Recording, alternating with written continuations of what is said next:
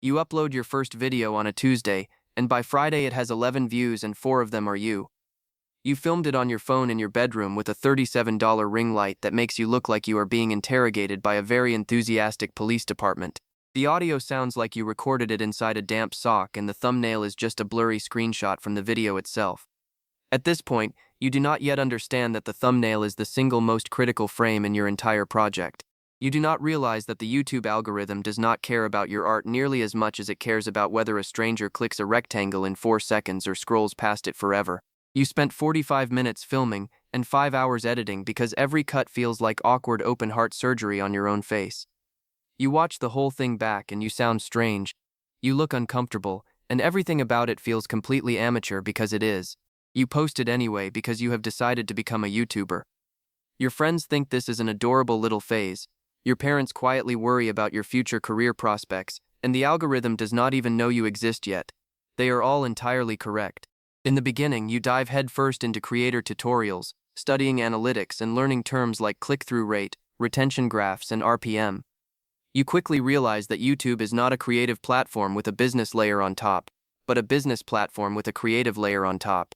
The algorithm is a mathematical engine that runs on human attention, and your sole job is to capture that attention, hold it, and convert it into metrics the system rewards. If you ignore this reality, you will make beautiful videos that nobody ever watches. If you optimize too aggressively, you will make soulless videos that everyone clicks once and instantly regrets.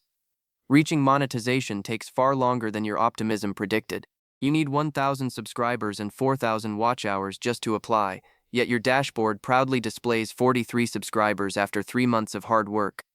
Basic math gives you a depressing timeline, but you choose to ignore it and upload again anyway. You study successful creators not to copy them, but to decode the underlying grammar of performance. Why does one video get clicked while another fails? Why does one hold viewers for 10 minutes while another loses them at 2 minutes and 14 seconds? You read your analytics like a doctor inspecting an X-ray, searching for any small signal of life to build upon. Then, your 9th video does something unexpected. It gets 800 views. To anyone else, 800 views is nothing. But to you, it feels like winning a minor lottery. You do not copy the video, but you isolate the exact principle that made those 800 people stay. Something clicks inside your brain, an intuitive understanding of your specific audience that cannot be taught in any course. Eventually, you hit 1,000 subscribers, but you barely celebrate because your mind is already obsessing over how to reach 10,000. Welcome to level 2, the grinder.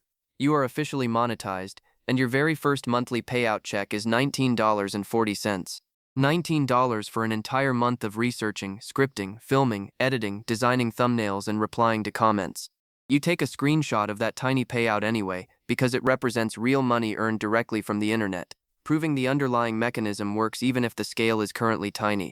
You are posting on a strict schedule now, having learned the brutal truth of the creator economy.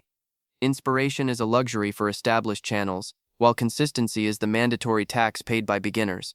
The algorithm mercilessly rewards frequency over perfection, and the creator who uploads a decent video every week consistently outpaces the artist who releases a masterpiece once a quarter. You cross 10,000 subscribers, then 20,000, but the progress feels agonizingly slow. Slow growth means you are doing the full-time workload of a professional media producer while earning the income of a teenager with a paper route.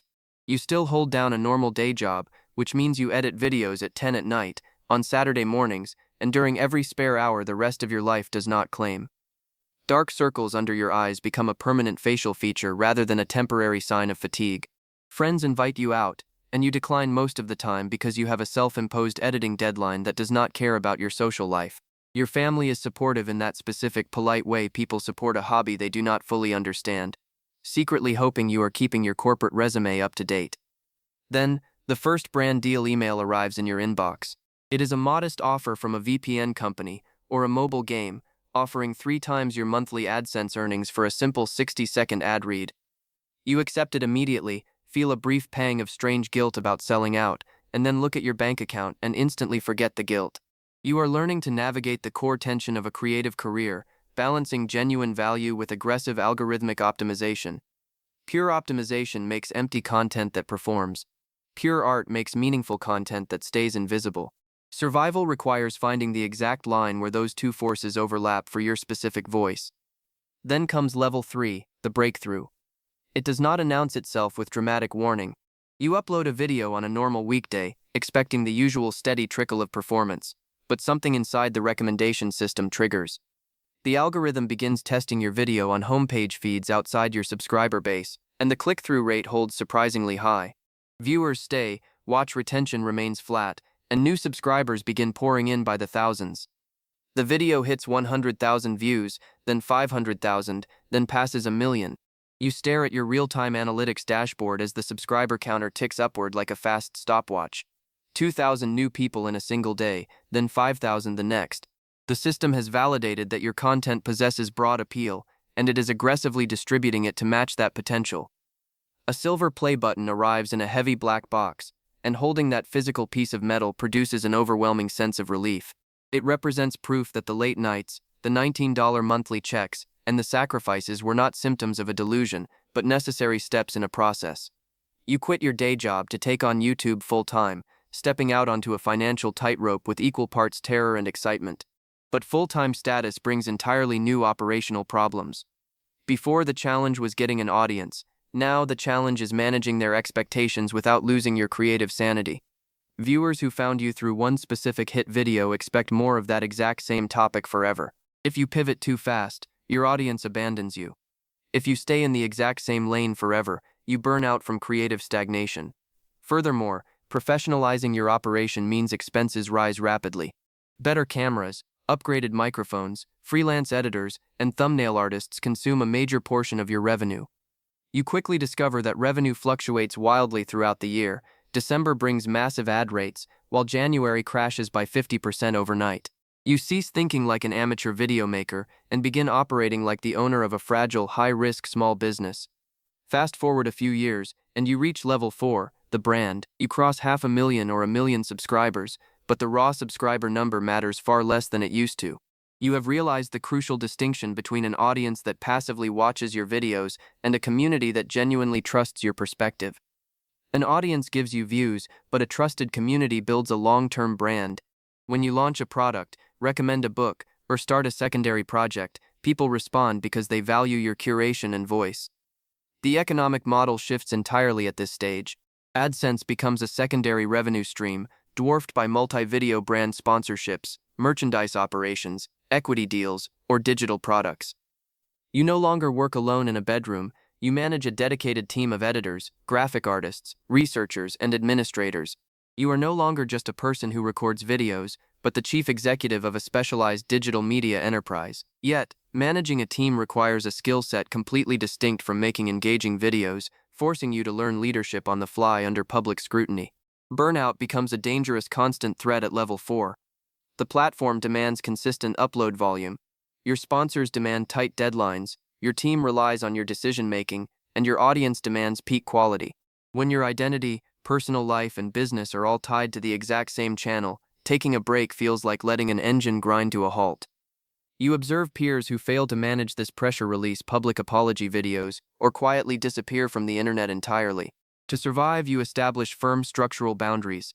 Learning that uploading slightly less frequently with a rested mind produces vastly better long-term results than destroying yourself for short-term output. Finally, you arrive at level 5, the institution. You never explicitly planned for this scale. You simply set out to make videos and keep improving step by step. But over a decade, your channel has transformed into a landmark within your digital niche. Newer creators reference your early work in their own origin stories. Journalists cite your channel when discussing online culture, and your catalog of work functions as an enduring library. At this tier, YouTube is no longer just a video host.